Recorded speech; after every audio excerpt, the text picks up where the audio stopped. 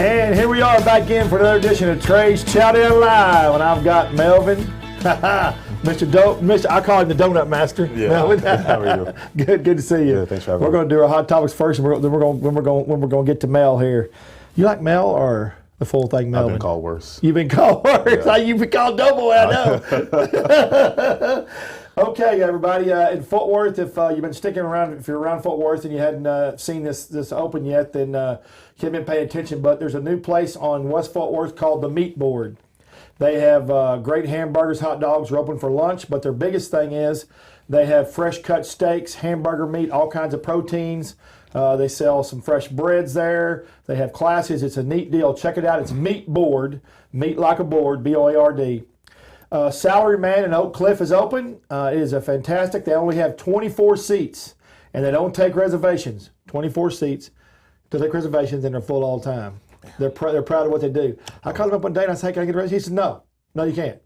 Come wait like everybody else. Okay. Wow. I'll get over there when I can, buddy. And we have a new one opening up next month in downtown Arlington called Quintera. Quintera Ramen. It opens up February 13th, downtown Arlington, close to Hurtado Barbecue over there, Hurtado Barbecue. And then Wishbone Flint opens up in Fort Worth next month. Chef Stefan, Top Chef Stefan. I'm excited about that one. Yep, me too. Yeah, that's going to be exciting. So check that out, Wishbone and Flint. Last but not least, you ought to look up Lost Ruby Ranch. It's in Bottom. This is a guy that has a whole lot of goats. He's selling award-winning goat cheese. His name is Paul Allen, and he has got a fantastic, it's going to be his retirement deal, and now it's blown up into a full-fledged farm with employees and hundreds of goats, and they're all pampered. They all have indoor, outdoor things. It's a really neat deal. Nice. Yeah, I thought it was kind of cool. All right, so now we're going to get to Melvin. Melvin, Doughboy Doughnuts. Yes, sir. Man, it's great to have you here today. Yeah, thanks for having me. I really appreciate it. Mm-hmm. I've been waiting on this one. So, Melvin, you started Doughboy Doughnuts, and we're gonna kind of go chronological. But you started Doughboy Doughnuts. So everybody doesn't know, right here, Doughboy Doughnuts. You can see them right here. All kinds of craft, delicious handmade donuts. We're gonna get into where that came from. So, Melvin, you're from Grand Prairie. GP, yes, sir. GP, that's where you grew up. Yes, sir. Grew up in Grand Prairie. Yep. And so, did you move here, or are you actually from there? So I'm from Grand Prairie. I was born in Oklahoma City. My parents moved to Texas when I think I turned 3 in Grand Prairie. Oh, awesome. Yeah, and I moved to Fort Worth. My wife has always been a fan of Fort Worth. She's from Austin, and we got together and we were looking for where we want to settle at, and she's like, oh, I like Fort Worth, and I was like, Fort Worth is a great. You know what Fort Worth has turned into. Fort Worth is a little bit of Western town, Yeah. a little bit of Austin, a little bit of Dallas, and a whole lot of friendly people. a good mix. It's a really good mix, and it's great for schools, and it's just a wonderful. And now the culinary scene is just It's crazy, exploding. It's exploding. ridiculous. Yep. I would never have thought 10 years ago. Yeah, I'll take it. So okay, so you went to high school in Grand Prairie. Yes, South Grand Prairie High School. South Grand Prairie. Yep. So how old were you when you first started? Actually, you probably weren't that young. You started when you were older with the donuts, right? Correct. So what gave you the idea to start messing around with donuts? No, at the time, no one was doing it in Fort Worth. I've always had a sweet tooth. I always liked baking and eating sweets, and that's a family thing. We've all got a sweet tooth. But I had heard of this place in St. Louis that had these crazy donuts called Strange Donuts. Strange Donuts. So I looked it up, and they had pie toppings, and they had the Oreos and all this bacon and stuff. And I'm like, man, that looks really good. So I started, looking on the internet. Where can I find that here in town? And nothing at all. So. And what year was this? 2014. Okay. 2014. 2014, 2015. And I was like, I got to find a place. But there were a few in Dallas, and there was just one or two, I think. So I don't know. That was my aha moment. Maybe you should try to, this could be what you do. So you started Google? Is that what you Google stuff? Is that what you did? Google, started Good looking old Google. Good old Google, man. There were some Tumblr pages that had donuts and Google Images and. Okay, I love Tumblr. I'm on Tumblr. Yeah. I've got 10 different social media pages, platforms. Okay. I'm on Tumblr, and I post 3 or 4 times. I love Tumblr. Yeah. It's got a lot of great food on it, and I the agree. pictures are always fantastic on Tumblr. Yes. Yeah. So you looked at that, and so when did you? So you never baked donuts before? No. What'd you do before that? In between, what'd you do? I was in the restaurant industry, so. Oh, perfect. messed around with a few other things kind of here and there, and we call that getting a real job. So you got, so you're in the industry, so I'm gonna go out and get a real job and try this, try that, and nothing worked, and it just wasn't for me. So was it fast food, full service, fast casual? What kind of business was it? It was a restaurant. So full service restaurant. I was most recently was the kitchen manager at the Keg Steakhouse and Bar. So hey, one on Brian Irving. Yep. Why'd they close? They were always doing lots of business. They weren't. Okay. It was They were when they opened up. Yes, it was the lowest volume store in the U.S. and there was only at the 3 and 4 in Texas, and we were the slowest one. But then when they put the highway in, that killed a lot of the business. And you had to go up and down to get to there. That. And there's a huge crane basically right in front of the building, and it kind of killed us. But when traffic opened up back up with everything, it picked back up, but it was the damage was already done, so they decided to shut it down. So okay. So you did that. So what made you? How did you cook your first donut? Tell me what you told me. Did you go to Bed Bath & Beyond and buy the fryers? I did. So let's go through that process. It's interesting. It's a cool story. Yeah. So I went to my parents and I told them this idea, and they were just like, "No, no, this is crazy. You're insane." I'm like, "No, but you have to believe me." And I think my mom was more so on board than my dad, because my dad was sitting in the recliner and he was like, "Nah, I'm not even getting up. I don't care." And they thought you were just kidding. They thought I was messing around, but they soon figured out I was not. But so I went back and forth with a lot of different things as far as flavors and profiles. Most people don't know that, but a lot of the mom and pop donut shops, they don't make their donuts from scratch. So it's a pre-made mix. It's in a bag. You add water. You add yeast. Voila, or who knows what, maybe other things. I'm not sure. I didn't know that. Yeah. Are you serious? Yeah. So hang on. So let's see. So the mom and pop donut stores I see, they don't make them from scratch like that. The majority of them do not make them from scratch. Yes. So, and even their cake donuts, their yeast raised donuts, they're pre-mixed. It's a mix. I've been approached by companies that sell frozen donuts and things hell. Yeah. That wouldn't even. You could taste the difference. Yeah, but I don't think some people can. So you don't think they can? Well, some people probably can't. They just don't. They don't know. No, they don't care. Oh, they don't care. This is the way people are, and I've learned this since I started this culinary. And I owned restaurants for many years, but when I got out of the restaurant business and I wasn't focused just on my business, and I started focusing on restaurants all over the United States and Texas and stuff, I started to see and started to understand people's habits on social media and stuff.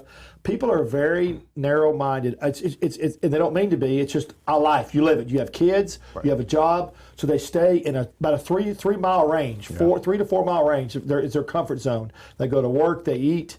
Yep. Every once in a while, especially they'll drive out. But that's their deal. That's what they do. Exactly. And so if they find a donut shop, it's pretty good or it's okay. Yeah. Bam. But then when you find something that tastes differently, then they know. But most of them don't ever venture out.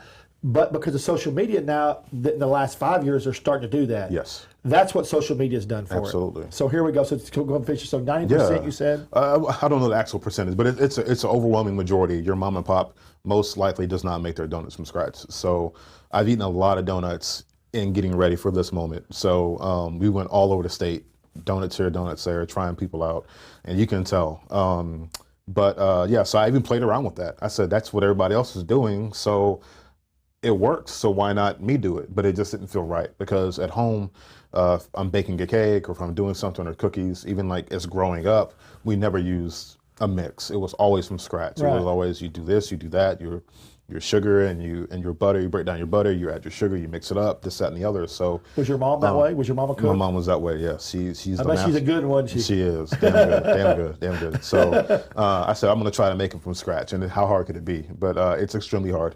I'm sure it is, If you've never done it before. So there's a lot of things that I had done, and just figuring out yeast, that was the hardest part. Oh, that's got to be terribly hard. It is. One little thing, bam, right? Exactly. It's temperature of water, it's humidity, environment, a lot of different factors go into it. And it's not just add it and mix it up and go. I was telling you earlier, all the cooking shows make everything look so easy nowadays, and it ain't that easy. So No. they do a lot of, when they're not live, we're live. When you're not live, everything I do is live for ABC, for Fox, here. So you can't manipulate anything. Right. But they manipulate a lot of stuff, and they don't show you that stuff, and I know it's difficult.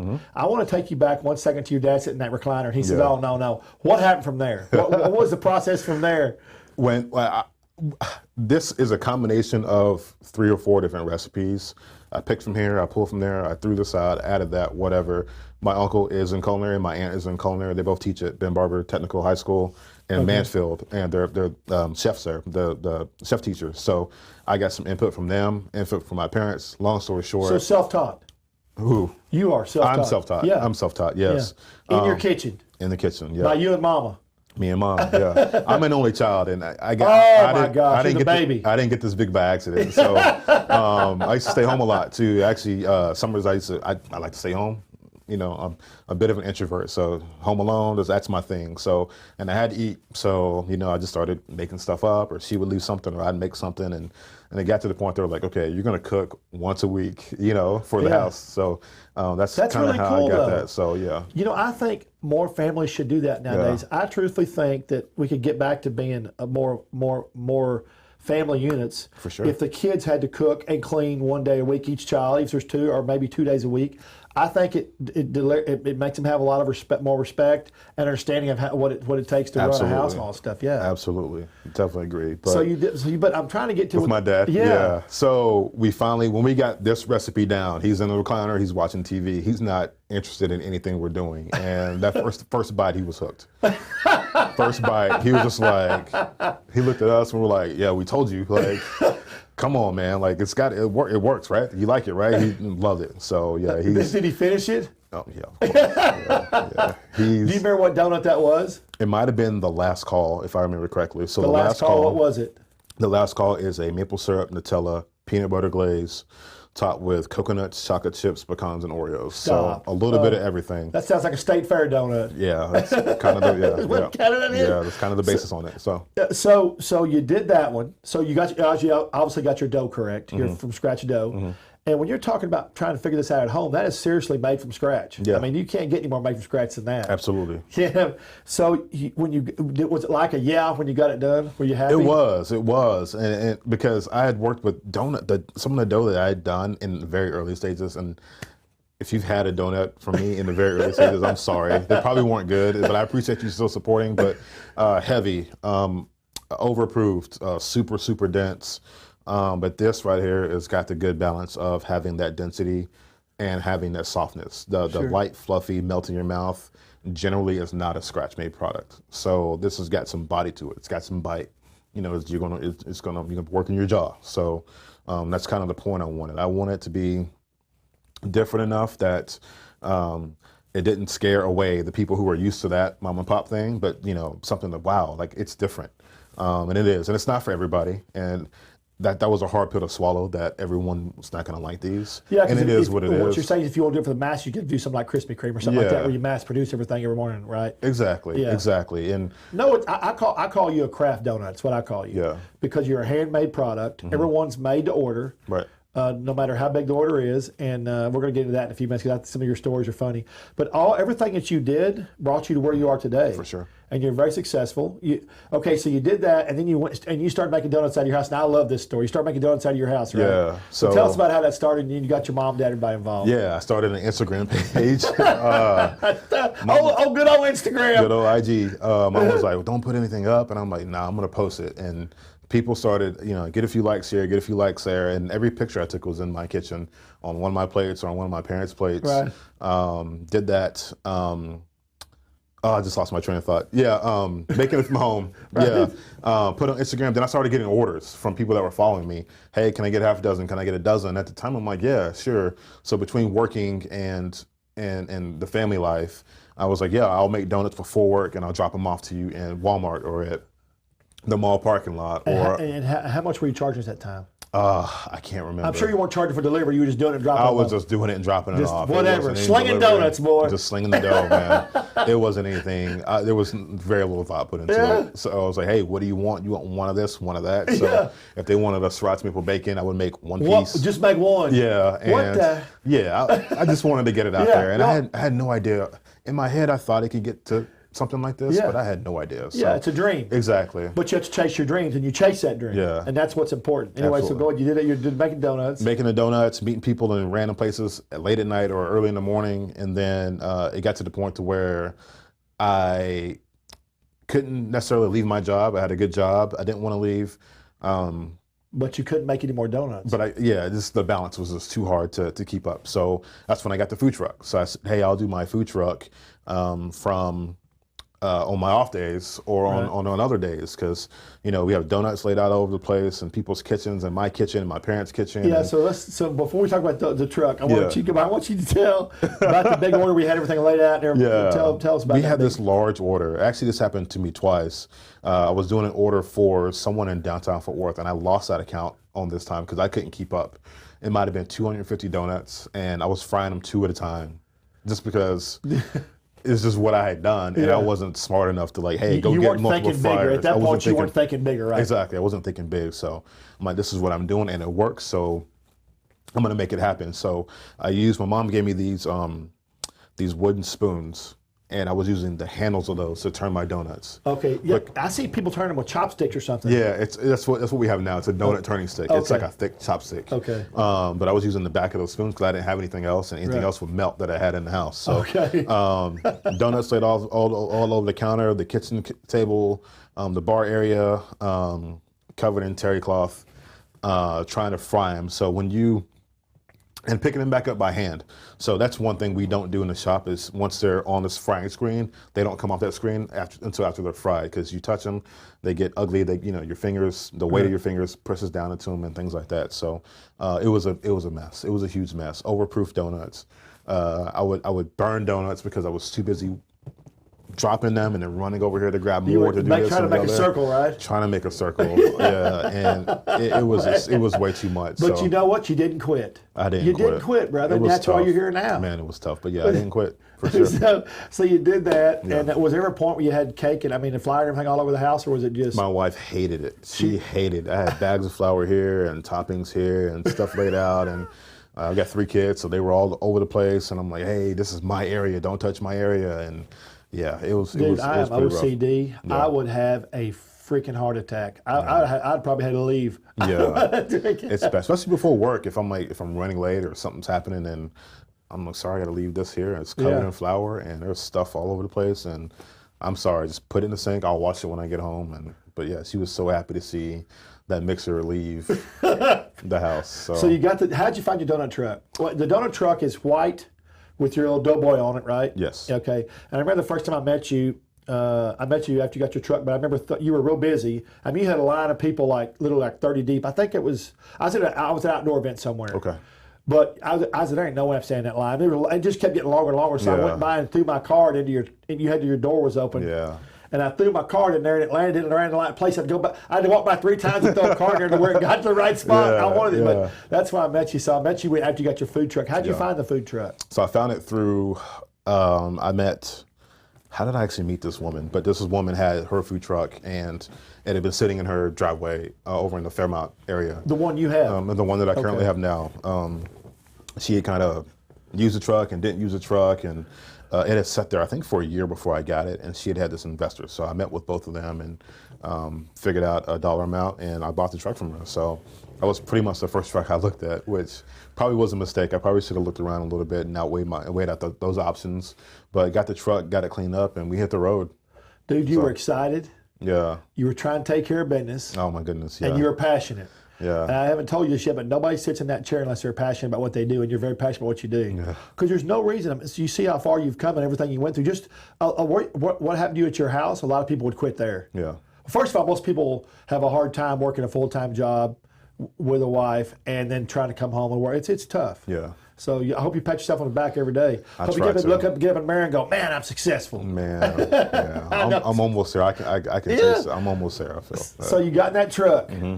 Got in the food truck. My mom and I we were in front of Kent & Co. on Magnolia. That was our first time I made this big post and said, hey, everybody come out. They come? It wasn't crazy, but when I stopped for a second and turned around, there were like 15 or 20 people online. And we were like, oh my goodness. But again, not doing our homework and just wanting to get out there. I didn't understand generators and how those work. So my generator was about a third of the power that I needed to power the whole truck. What? You learned it all by trial and error. Yeah, so that's okay. Unplugging this, turning that off, cutting that on, and then when I cut that off, I'll plug this back up and all sorts of stuff. So I'm like, well, I want our fire to keep working. I'm like, turn everything off, and we got donuts knocked out, and people were happy. Hot, fresh donuts, fresh to order. You can't beat that. No, at you all. can't. You can't beat it. So I tell everybody, I tell you this, I was in restaurants a long time, and I always preferred people who have experience because they got experience by like you did. Nope, everything that you learned, you couldn't have learned all that unless you were in the thick of what I call in the fire, in the middle of the fire. Absolutely. You couldn't learn it. There's no way to teach somebody all that because you don't know what you need or what's going to happen. Absolutely. There's no school on get a food truck and get a generator and let's go get this and what size tires you need, what kind of, all that kind of stuff. So it's just, you just have to learn by trial and error. It is. People ask me all the time, like, I want to do a donut truck. First off, I'm like, don't do it. It's a lot of work. It's hard. There's a lot of trial and error. And there were a lot of times when I've cried in my truck on the way home or on the way to things because I've been so tired or it was so miserable or I couldn't figure this out or figure that out. And, my parents and I, we argued, we were yelling and screaming at each other. Like, there's a lot of things that we have sacrificed to get to this point. Everybody, the whole thing. This is a true family business. It's a true family business between my wife, my parents, myself, even my children. We've all had sacrificed something to get to this point. But I tell people, hey, can you teach me how to do this? I'm like, no.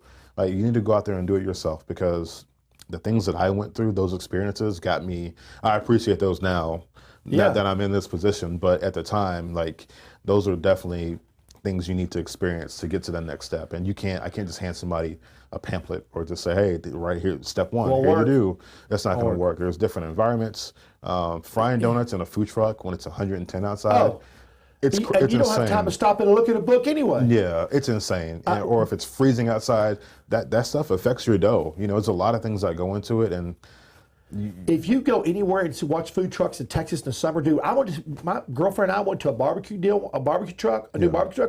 The truck went in there, dude. They were all sweating on everything. They were just sweat was beading off. They had they had stuff around their head. Those were soaked. Sweat was still coming off. I mean, it's hot. You gotta want to do it, baby. You gotta want to do it. You got fryers, you got proofers, you got all these other things. On top of that, then you got bodies in there too. You know what I mean? Bodies put off a lot of heat. Oh yeah, a lot of heat. And you don't realize till you're in a place like that or like in a big auditorium or a restaurant. Yep. And the more they have, the more you have to adjust the air conditioner or the heater because they just suck it up or pull it out. Absolutely. And then no one has air conditioning on their food trucks. No. If you did, it wouldn't matter because your window's open or your front door is open or you have sun beating in. And I don't know one food truck with a full working air conditioner to where they're comfortable inside. It doesn't work like that. Bodies, equipment, elements, all that stuff, it just doesn't work. So it's definitely tough. So you did your first gig in front of Kent & Co. Yep. That's a great little area right there. That's where Travis is. Yes. He was on the show last week. Okay, nice. It was a good show. I like him a lot. Yeah, I loved his stories. I gotta give you some of those burn-ins soon. Yeah. They're like bacon burn-ins, bro. Oh my goodness. He brought me like 30. I ate every one of them. Oh my goodness. Yeah. My girlfriend went, "Where's the bacon burn-ins?" I said, "I left you 3 in there." He only brought 10. Yeah. Oh yeah. He brought me 30. Yeah. You should have told her 10. Oh yeah. No, she was watching. It was on TV. Yeah. You can't hide on that one. No, you can't. Yeah. So you did the truck there, Kent & Co. What'd you go from there? What'd you do from there? Special events, birthday parties, things of that nature.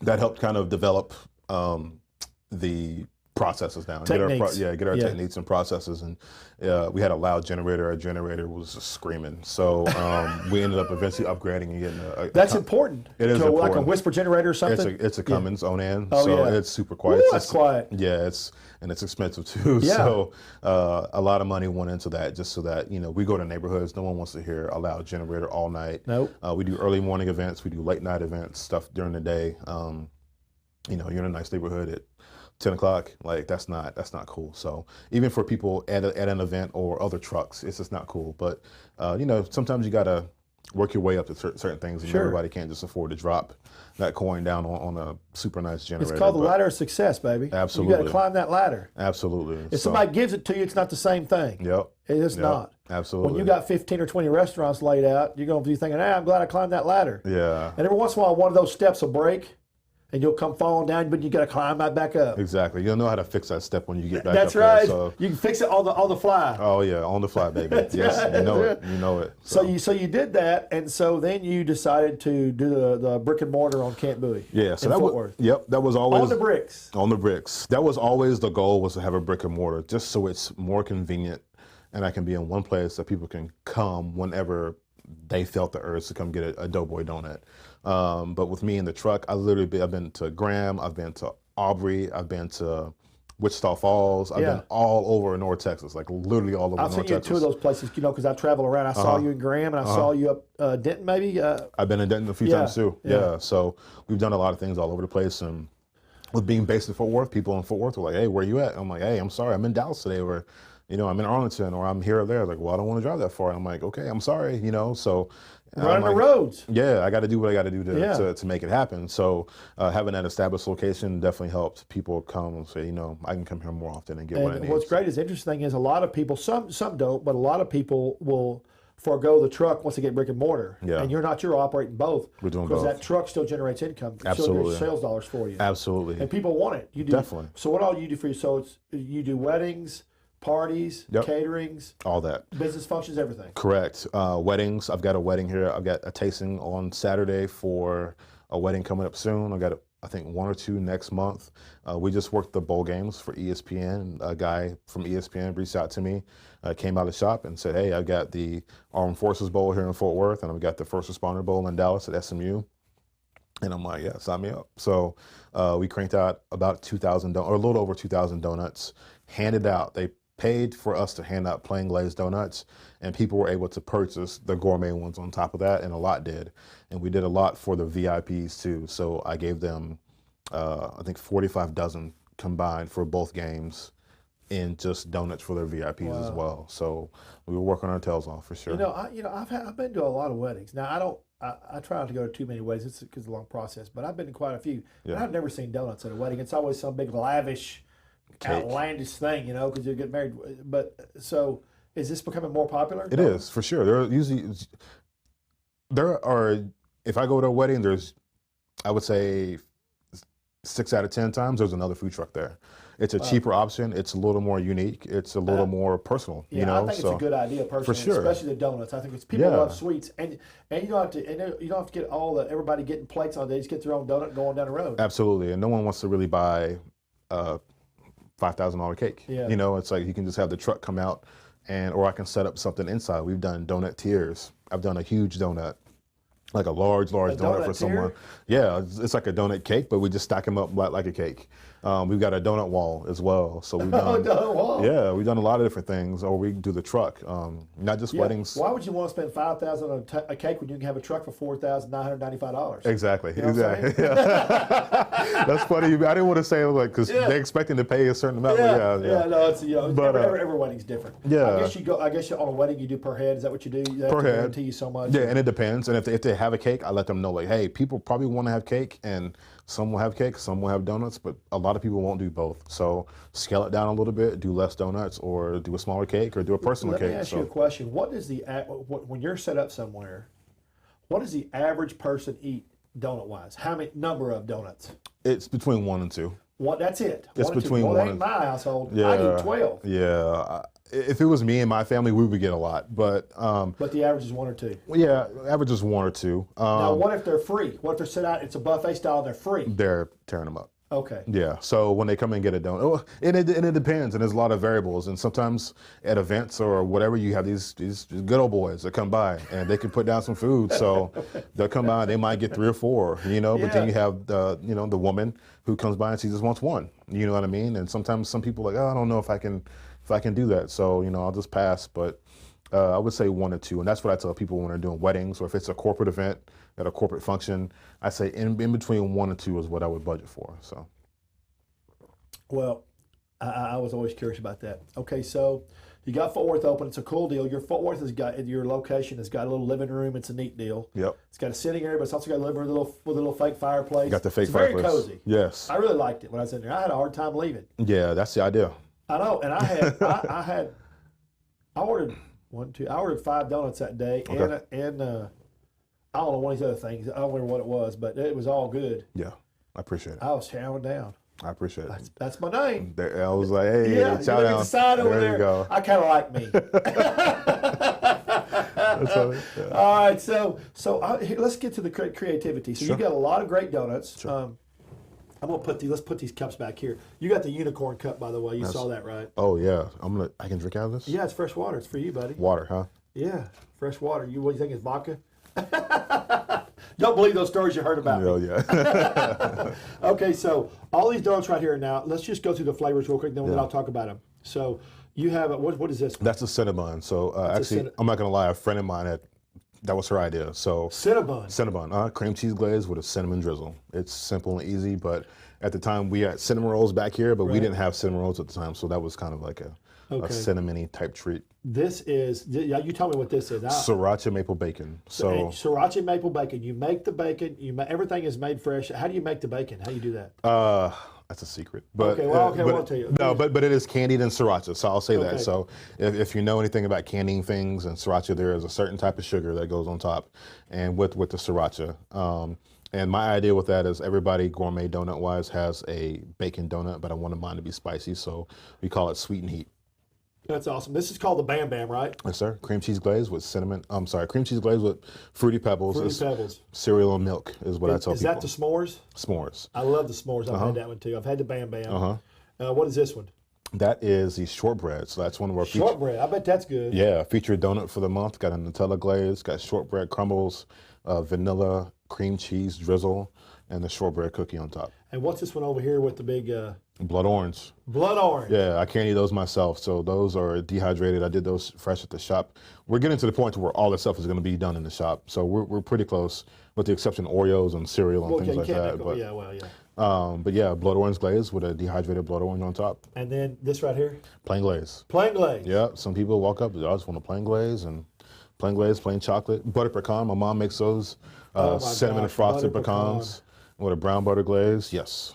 Brown butter glaze. Yes, sir. That just sounds sexy, doesn't it? It does sound sexy. Oh, good gosh. That's food porn. All this is food porn. Really all of it. It is. Some people don't like when I put that, when I hashtag food porn on my page. I've had plenty of comments about that, but the truth of the matter is, it doesn't mean that. It means sexy, delicious looking food. There you go. Some people just don't have that. Yeah. So okay, then back here we have, this is awesome. Yeah. So that's a donut breakfast sandwich. This is a donut. Can y'all see this right here? It's a donut breakfast sandwich. This is one of your donuts made, cut, and then it's got egg, bacon. Yeah, so we do have a few different options. So you do have the bacon, egg, and cheese. We have sausage, bacon, egg, and cheese, or we got just plain egg and cheese, or you can do sausage or bacon. It comes on a glazed donut, or you can do unglazed. So we compare our dough itself to almost like a Hawaiian sweet roll. So it's not anything over the top, but it's got that hint of sweet with just the dough by itself. But putting the glaze on is a complete game changer. It's really incredible. I was just fixing to ask you, it's got to change the flavor profile dramatically. It's incredible. Yeah. It's incredible. It really is. I mean, it's probably not even, it's probably like having a Cadillac or a Volkswagen. It's probably that different, right? Yep. Yeah. Yep. Okay, right here we've got these. What are these? Those are our sausage rolls. So, sausage rolls. And again, going back to the freshness and how people make things and mom and pops, a lot of those are frozen. They're not made from scratch. So you want something made from scratch. Yeah, it's a full sausage link as well. So it's 3 times the size of what you'll get at a regular place. Yeah, it's a Johnsonville huge. sausage. Look at that. Yeah. Look at that. That's beautiful. That's huge. It's a Johnsonville sausage, and we do sausage and cheese or jalapeno with cheese, and the dough is made in house. We make those fresh too. And then grab those right there because those look amazing. I'm gonna put those in the camera right here real quick. Let's do the God camera. You see it right here. Look at that. Those are beautiful. Aren't those beautiful? Then look right here. Look at that. Look at that. Oh, look how. I want y'all to look at the thickness. Look at the thickness on that bad boy. That's beautiful. Yes, sir. So cinnamon. So you make all those fresh too. These are all made from scratch, made fresh in house. Like I said, that's the key. And a lot of people aren't used to the fresh making from scratch, but we're changing a lot of people's minds. And like I said, if they don't, I appreciate people trying this out, but it's not going to be for everybody. But a homemade cinnamon roll, man, is just that's tough to beat. It's tough to beat. To beat. Cinnabon. They pump that smell out when they're wherever they are. They pump that smell out for everybody to smell it. That's one of the reasons that made them so successful is the aroma of that. And they are good, but they're not made fresh. See, This is made. And I love Cinnabon too. I love them too. I'm not knocking. Trust me, I love them. Absolutely. Look at the thickness of that. That is just beautiful. Yeah. So where do you get your creativity? Where do you get your drive and your creativity to create the flavors for the donuts? Usually, if I see something or there's a flavor profile like this right here, it's pistachio lime. So I try to think of flavors that are complementary to each other that may work. Like the sriracha maple bacon, just having that sweet element and the hot element. Yeah. Yeah, sweet and heat. It's just Or I might see something else from somewhere else, and I'll just try to make it better. So our cheesecake donut and our s'mores doesn't just have graham cracker crumbles. It's actually ground up cinnamon toast crunch. So I try to, those small little things that take it over the notch. Details. The small details matter, absolutely. The sriracha bacon, how's that sell? Pretty good. It's a $4 donut, man, and usually people are really put off by that. But a lot of work, a lot of labor. It's a lot of work, a lot of labor to dress the order, and that bacon is expensive, man. So, but yeah, they're not giving. You don't see free pork walking down the street and have free pork, right? No, it's expensive. I would say 9.9 out of 10 love it when they try it. Yeah, you get a lot of comments, oh, bacon, this and that, or sriracha, oh my God. But once people try it, they're hooked. I'm sure, yeah. Kind of like your dad never recliner. Excuse me. Yeah, exactly. Just you like gotta have a thing. If Dad likes it, everybody's gonna like it. Yeah. That's a great story. So you're like, did you make all these flavors? No, your friend made that one. Yeah. So she made that one, the butter pecan. We did the sriracha with bacon. Your mom made that one. Well, she makes the pecans from scratch. She makes pecans. So you have to that's crush our the donut. pecans. Yep, we chop them all in there too. So we buy the pecans raw, and she makes them at the shop, and we chop them up pretty much every other day or so. That's awesome. So, yeah, the blood orange, that one's not anything proprietary, but a lot more. And we rotate our menu once a month too. So every month there'll be different donuts. I was just fixing to ask you Some that. of these stay on the menu because they're all popular, but we rotate 3 to 4 flavors a month. And I was fixing to ask you that. So when I walk in, I see your case. I was going to ask you because some of them I've seen before. I've seen quite a few times. Yeah. So you do. What's your staple menu consist of? Is it how many donuts is that? 12 or 13. 12. Okay. And that includes the plain ones too. So, okay. Yeah. And that stays the same all the time. For the most part, people love options, and I want them to have options, but too many can get kind of weird. Yeah. So we try to keep it somewhat limited. And like today, before I came here to the studio, had a few people walk in. They just like, hey, I just want a mix. And I said, hey, we have 12 in the case. Do you want to just do one of each? And I'm like, that's perfect because they can cut them up and people can share and taste. And next time they come back, it may be a little more of a, hey, I want 3 of those or 2 of those or 6 of those. So, well, unlike a lot of businesses, like if you're selling steaks or whatever, you can put that, hamburgers, you can put that stuff in the cooler. Barbecue, you can hold it in the refrigerator until it's ready or whatever. Yours, there's no holding over. There's no. It's a fresh deal, man. Yeah. It won't taste good after a couple hours. Yeah, it's something. It's got to be eaten pretty soon. My parents. You won't send it out, will you, if it doesn't taste right? Oh no, absolutely not. If I won't eat it, then I'm not going to make someone pay for it. That's for sure. That's not right. That's not.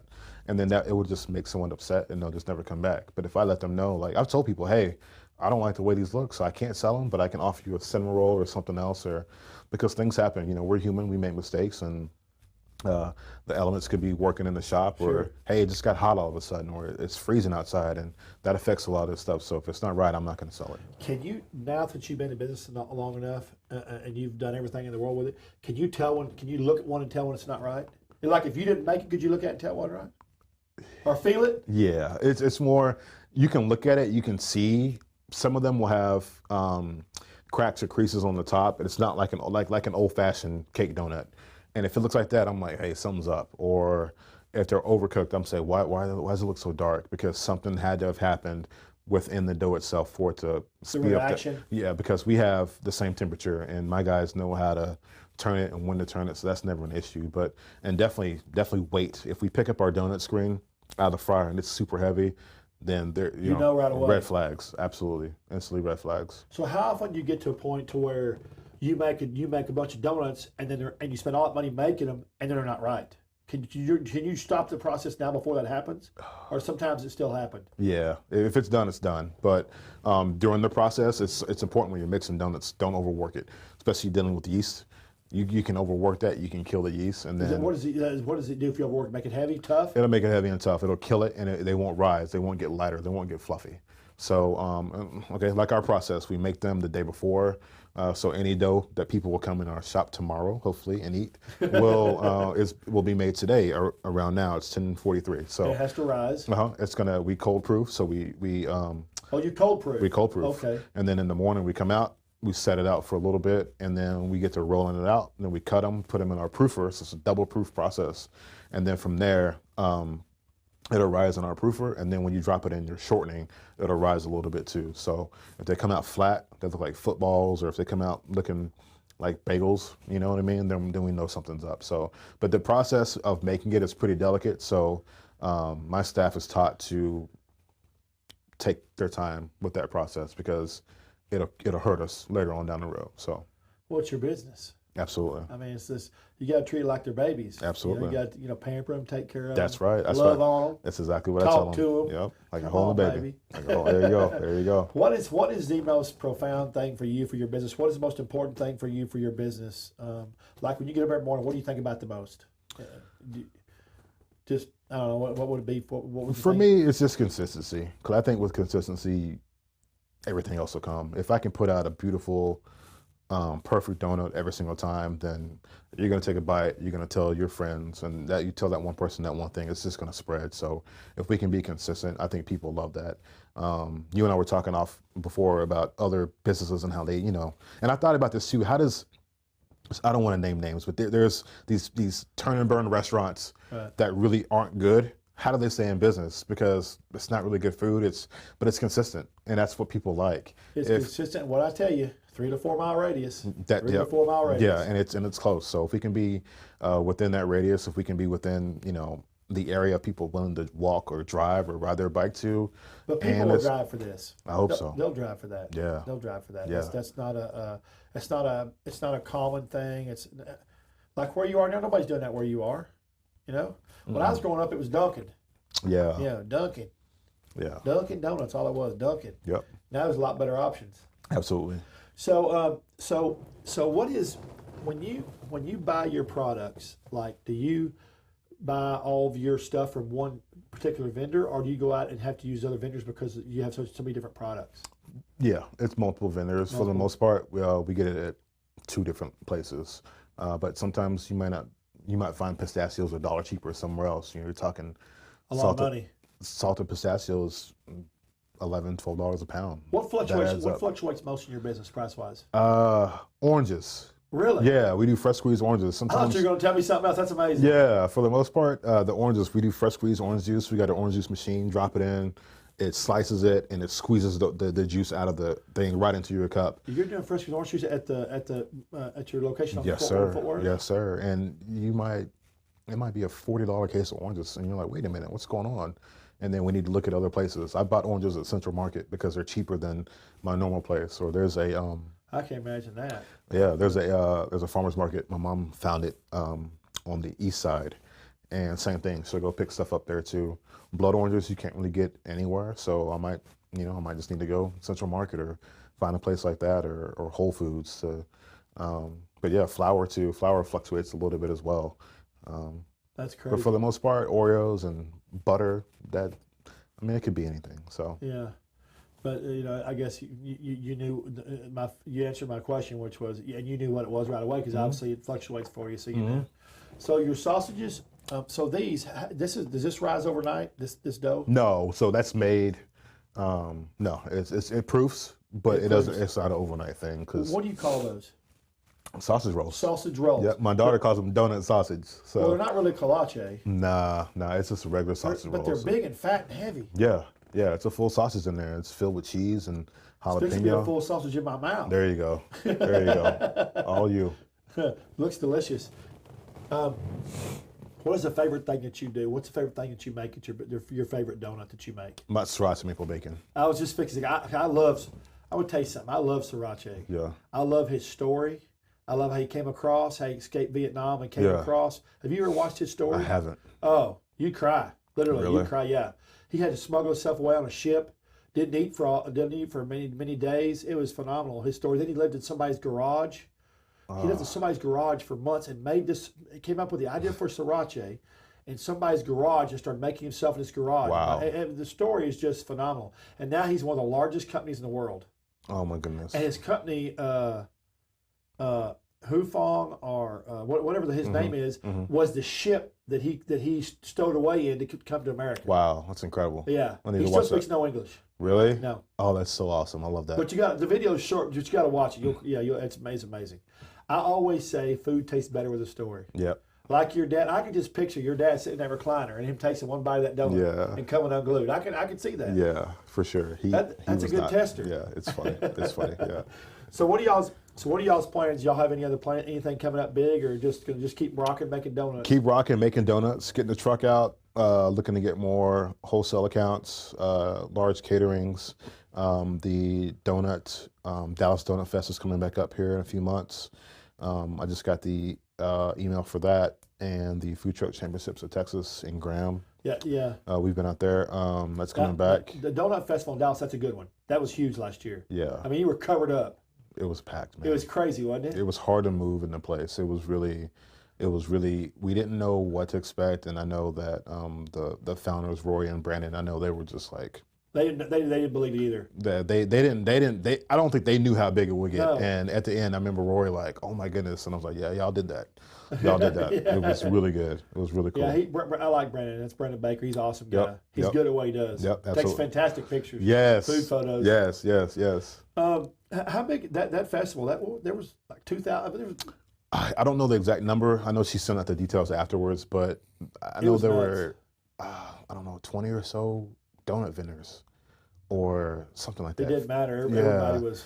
People had plates. They walked around with these plates or these boats, and they were just donuts piled on donuts. Hey, people. You said one donut. I don't think that was the case. Yeah. Over there. Oh my. Yeah. People were coming back around. So, but it is that's what it's for. So you're going to do the Food Truck Championships in Graham this year? You think? I think so. Yeah. I love that. I've been out there 3 years. I skipped one, but I'm out there 3 years. I love that. That's in Graham, Texas, and you got the Donut Festival. What else are you doing? You got any big plans for the summer? I don't think so. No, not that I know of. So it's just growing the business, working on a few more things involved with the donuts themselves. Hoping to get cake donuts rolled out. And again, we didn't want to do a bags and boxes type thing with anything we do. So we're working on getting that recipe from scratch. And I know people are anxiously awaiting that, but it's going to be worth it when it does come out. So what's the most important thing for you that you've taken away from this whole experience for you as being Mr. Doughboy? I know you've been called Doughboy. I think patience, man. Patience. Oh, I bet. Yeah. That's a good one. That's a good answer. Yeah, that's the one thing. And I just told my mom the other day, I was like, we got some wheels moving on some other things, and I was like, you know what, I'm just going to take a deep breath, and if it happens, it happens. If not, I'm not going to let it stress me because I have other things to worry about and to make better and to get right. And if it's meant to be, it is. And I know it sounds cliche, but I don't want to rush myself into a bad situation. I'd rather take my time and it be the perfect situation. Listen, when you're making donuts, brother, patience is a good thing to have. Oh yeah. Because if you don't have the patience, the quality of the product's not going to be good. Absolutely, yeah. So, how many competitors have tried to steal your ideas, your product from your donuts? I don't think anyone has. There are competitors in town and in Dallas and in surrounding cities, and we're all cordial. Everything's cool, and I don't think people are stealing stuff. So. Is everybody friendly? Yeah, we're friendly. There's a competitive edge there for sure. There has to be. Yeah, and we're always kind of, Everybody's got to eat. Oh yeah. Everybody's got kids to feed. Exactly, and I want them to succeed, and I hope they want me to succeed also. And there's more than enough room for all of us. There's more than enough room. There are a lot of people in Fort Worth that have come out there, and we were we were North Texas's first donut food truck, and there are other donut food trucks that have come and things like that. And there's enough meat on the bone for all of us. It's just be respectful, man. That's it. We're all like you said, we all got people to feed and people that rely on us. And if we play our cards right, we'll all be able to eat. People always wanting free donuts. Yeah. Hey, it doesn't matter if it's donuts or hamburgers or bacon. People always going to want stuff for events and charities. I mean, I do a lot of things for those big events and charities and March of Dimes and some of those charities are very good charities. Absolutely, man. I love doing those events, but it's just you got to. I can't just give. You know what I mean? I would want to, and I hope to be in a position to where I can do something like that every single week or every month. I tell you, you can't give away the farm and hope to be able to have a place to raise the cows to milk them. You can't do that. Exactly. We're not in that kind of position, but I hope to be in that position to where I can give a little bit more back. So what's your favorite? Where was your favorite place to be? At the shop or in the truck? It depends. Depends on the day. Depends on the weather. I like to shop. But there are times when it feels good to be out on the truck and be on the road. We did a thing yesterday for the Tri-Delts at SMU So we were back and forth from Fort Worth to Dallas and back, and it was cool to be on the truck. And those girls were nice and fun and respectful, and they were excited. Which when people are excited to try my food, that makes me really excited too. Yeah. So I think being out in the truck, you get out, you get to motivate, you get to get out of your environment, be outside. I like doing that. Plus, you get to meet people. Exactly. You meet people. Those events are rarely the same. They're rarely they're the all same. different. They're all different, and that provides a little excitement because you don't know how it's going to go. So, what has been your favorite event you've ever done? Favorite event? We did a bar mitzvah. Oh, wow. In Highland Park. Oh, wow, but that was good. I didn't know that they let the kids drink. Oh. So that was fun. Oh my gosh, there were a lot of people there? There were a lot of people there. The Highland kids. Park had to be a good one. It was good. The kids were having fun too. But Oh my gosh. the Dallas Donut Fest was pretty fun too. I'd say that's probably one of my top ones. So That's really awesome. Fun. Yep. So I want to know, everybody. You said this earlier, and I've been sticking in the back of my brain. It's the family. We said this, but we didn't. It's a family operation. Mm-hmm. Your mom helps you. Yeah. Your dad helps you Every day. Your wife's a school teacher. She teaches fourth grade. Yep. She teaches. I bet sometimes working with donuts might be like being in fourth grade. So she's and your kids. You got 3 kids. Yep. And do they ever help in the business? Not really old enough yet. They're not old enough yet, but they want to. I bet they'll eat them. Yeah, they eat them all the time. They love it. You bring this home or bring that home, or if I bring a box, my son he'll climb on the fridge to get something, or he'll work his way up to find that box, or they see that brown box come in the house, they know what time it is. So. They know what time. Yeah. So if somebody wants to get a hold of you, wants to do you do caterings, business events, weddings, everything like we talked before. You do food. You also do outside food events and stuff. Correct. How do they get a hold of you? Email is best, or is that Doughboy? Doughboy Donuts DFW at Gmail. It's long. Doughboy Donuts. Donuts is a shorter version. DFW at Gmail, or Facebook, Twitter, Instagram. Send me a message. You're on Facebook, Twitter, Instagram. Do you have a website? DoughboyDonutsDFW.com. DoughboyDonutsDFW.com. Yep. You wait till it's Doughboy Donuts Worldwide DF.com. Oh man, that'd be cool. Wouldn't that be great? That'd be awesome. Worldwide. Let's do it. Let's make it happen. Yeah. People will be eating them, won't they? I hope so. So what are your flavors this month? I know you said you have flavors of the month. What are they? These 3 here. These 3 right here? Yes. So the blood orange, pistachio lime, and the shortbread. And I'm hoping to have a filled donut in the next month or 2. And you don't do cake donuts yet? Not yet. You might do it, but right now I'm working on it. Got to perfect it first, and then it'll There be. you go. Yep. Perfection. I like that. When it's right, it'll be out there. As soon as I have it right, it'll be out there for everybody. Perfection, baby. Yes, sir. That's what makes a good donut. I'm going to have to bite off each one of these. Go for it. I hope my girlfriend's watching, because I'm going to tell her, I don't know, I didn't get any donuts today. I didn't get any sandwiches. I'm going to take her one of those sandwiches. Yeah. She'll like one of those sandwiches. Tell her it was pre-recorded, and we did it 2 days ago. Yeah, it was pre-recorded. So, we use props. There you go. We use props. There you go. Okay, so if you're trying to get a hold of us, as usual, it's Trey'sChowdown.com. That's Trey with the E. If you go to Trey'sChowdown.com, if you're a first-time watcher or listener, we've got everything. We've got our videos. We have our show segments.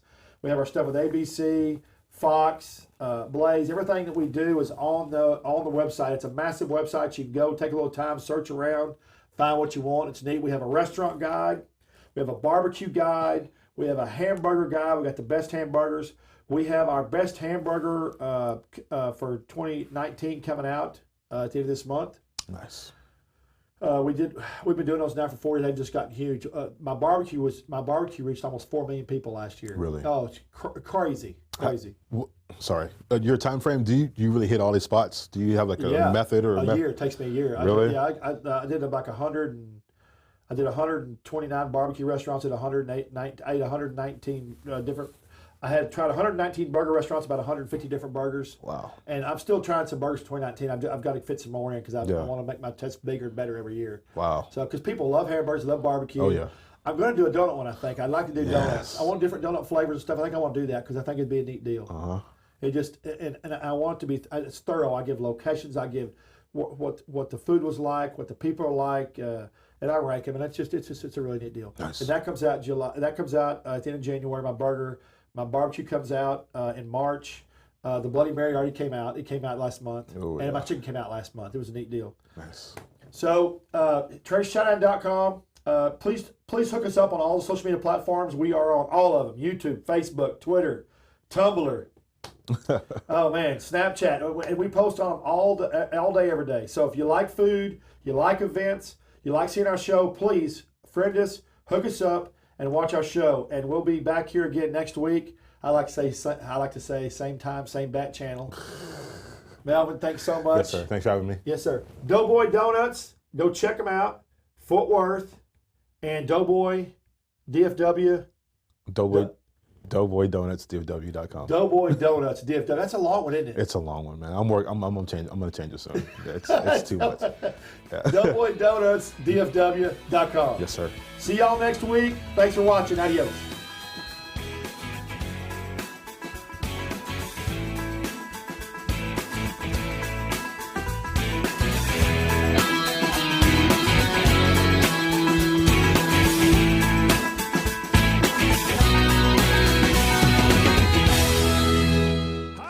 I'm Trey Chapman, publisher of Trey'sChowdown.com. I'm passionate about finding the best food, drinks, and chefs and sharing it all with you. I should know I have over 5 decades of food experience. Find me on any podcast platform, Facebook Live, or just Google me. Now you can watch and listen to all my great finds every week on my live TV and radio podcast at Trey's Chowdown Live.